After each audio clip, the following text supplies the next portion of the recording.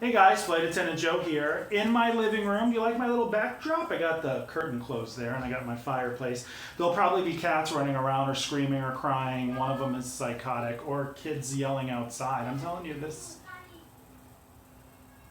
I might as well go out there and fucking slap those kids. I'm trying to do something here. These fucks. Okay, so hi. Flight Attendant Joe here, going to read a little bit from Fasten Your Seatbelt and Eat Your Fucking Nuts. I'm actually going to read from one of my favorite chapters, and it's called The Undercover Dick Pilot. It was a really difficult chapter to write, and I think I rewrote it like 5 times because I didn't know exactly how I wanted to go with it. But then once it was done, I was pretty pleased. This is exactly like Washington, D.C., but I'm going to start a YouTube page and then just fucking read so I don't have to fly to Washington, D.C. Sounds pretty smart, right? The humidity was disgusting. Every inch of me was screaming for what. Oh, maybe I should tell you a little bit about what this chapter is about. So the Undercover Dick Pilot, the portion I am reading, I can't even speak. The portion that I am reading is about working with my friend Abigail and First Officer Kirby, who was very cute, and a big fat fuck captain named Jimbo Sachs. Jimbo Sachs was an undercover dick pilot. The humidity was disgusting. Every inch of me was screaming for ice water, but there was none to be found.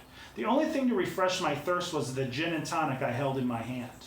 To give my mouth a burst, I'd occasionally suck on an ice cube before taking another sip of my drink. We followed Jimbo towards Canal Street and listened to his spiel about how we were about to experience the best piano bar in the world. Piano bars are not my thing. I find sitting in a piano bar surrounded by geriatric patrons to bring back memories of nursing school, a time I'd rather forget.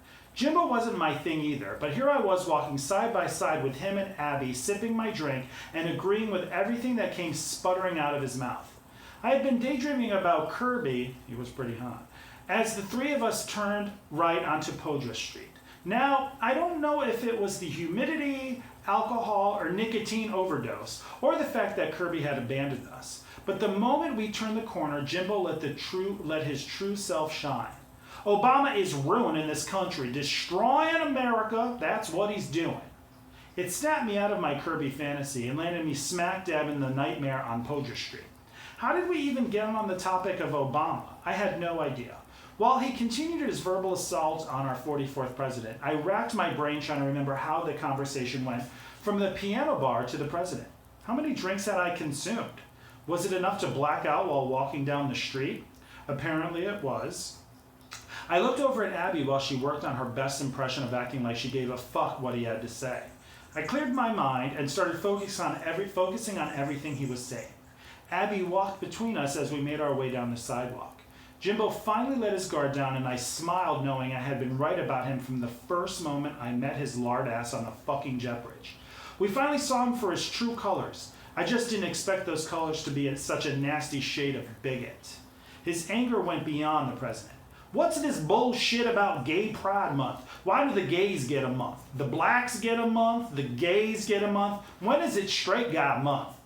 Abby turned to make eye contact with me and immediately saw the fury in my eyes. My blue eyes were red. My blood turned into the fuel that set off Delta rockets. I turned a shade of crimson that made a red delicious apple look pale. True, I couldn't actually see my face catching fire, but I could feel the heat rising from my pinky toe all the way to the tip of my bald head. I'm surprised my hat didn't combust. I couldn't hold it in any longer and I stopped walking. Every month is straight guy month. Are you fucking kidding me? I wiped the spit from the side of my mouth. They both stopped 2 steps ahead of me. The entire world was outlined in red outrage. My brain was conjuring up words faster than my lips could get them out. I took a quick sip from my plastic cup and started walking again. Well, you know what I mean, right? Actually, I didn't.